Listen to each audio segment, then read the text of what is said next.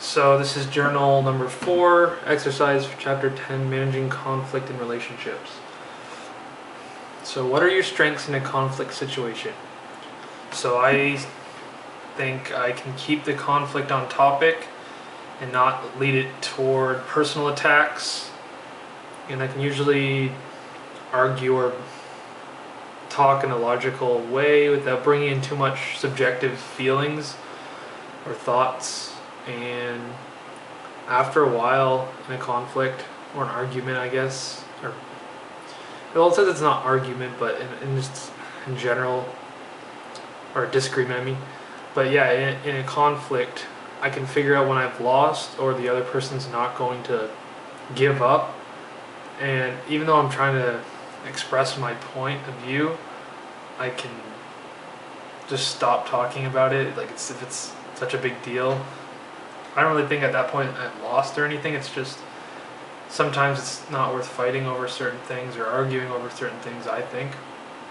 And I always try and end conflicts when I'm with the person, like when it happens, when it arises, because it's never good if conflict starts and you don't end it, like you walk out of the room or you just change subject and then it arises later or a different day, because then you're just wasting time talking about the same stuff and you never really resolved what you had to do in the first point or the first part or whatever.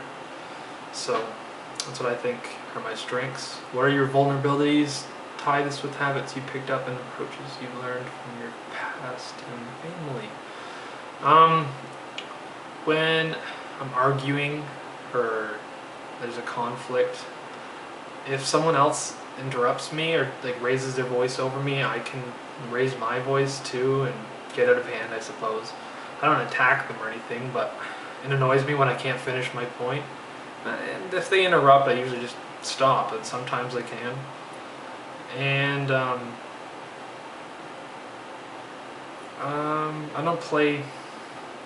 don't try and like play games. I don't like when people play games.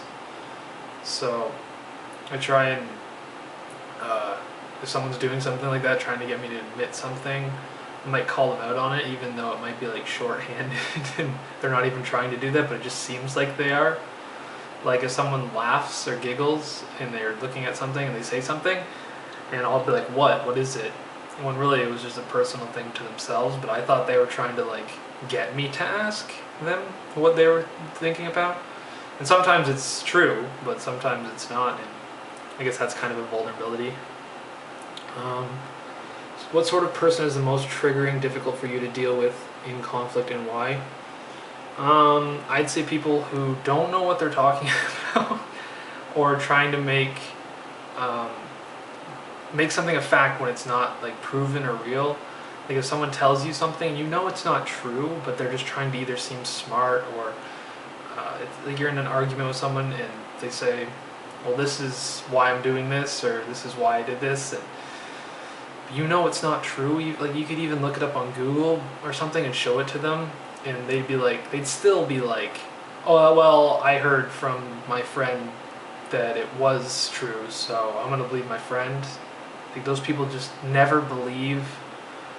Like even if you told them something's wrong and proved to them that it was wrong, they just still just keep that as true to themselves. I don't know why.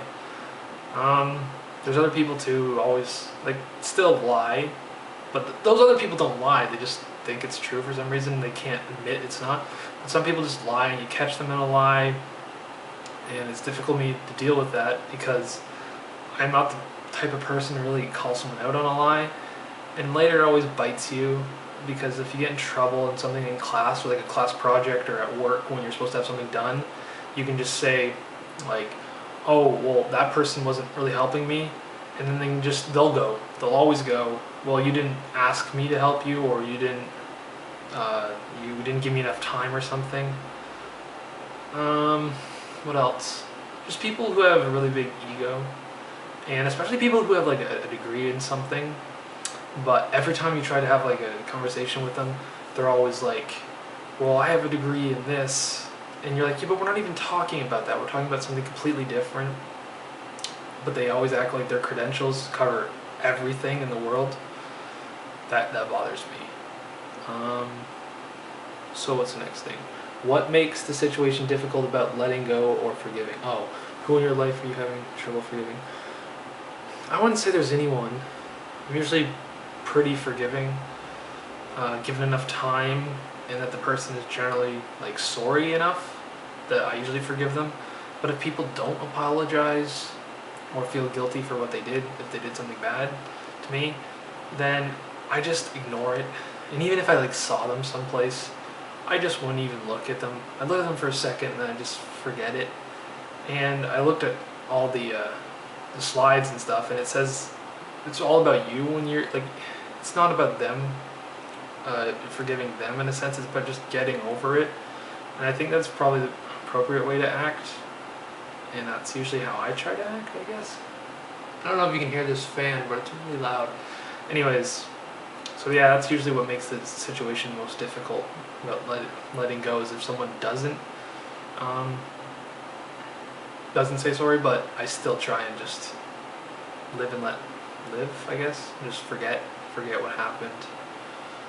Still have it there, but just get over it.